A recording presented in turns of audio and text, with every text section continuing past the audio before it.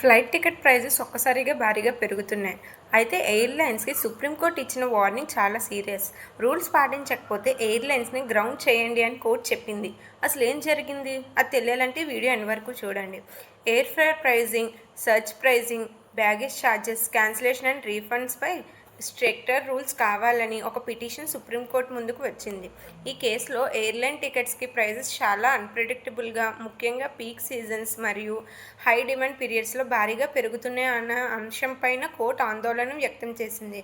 August 17, 2026న justice Vikram Nath and Sandeep Mehta bench ఈ మ్యాటర్ని విచారించింది. Centre ఇప్పటికే కొత్త ఏవియేషన్ రూల్స్ తయారు చేయమని కోర్టుకి తెలిపింది.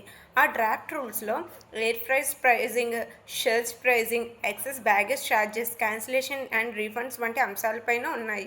మరియు కోర్టు ఏం చెప్పింది అంటే, కోర్టుకి ఎగ్జిస్టింగ్ గవర్నమెంట్ డైరెక్షన్స్ని ఎయిర్లైన్స్ ప్రాపర్లీ ఫాలో చేయడం లేదని చెప్పిన సుప్రీంకోర్టు చాలా స్ట్రాంగ్గా ఒక మాట చెప్పింది. ఆ మాట ఏంటి అంటే, if airlines are not complying, ground them.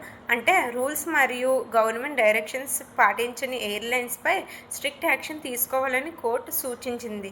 ఇక్కడ ఒక ఇంపార్టెంట్ పాయింట్ ఏంటి అంటే, ఇప్పుడే ఏదైనా పర్టికులర్ ఎయిర్లైన్ని గ్రౌండ్ చేస్తూ సుప్రీంకోర్టు ఆర్డర్ ఇవ్వలేదు. ఇది నాన్ కంప్లైనెన్స్ జరిగితే స్ట్రిక్ట్ ఎన్ఫోర్స్మెంట్ చేయాలనే వార్నింగ్.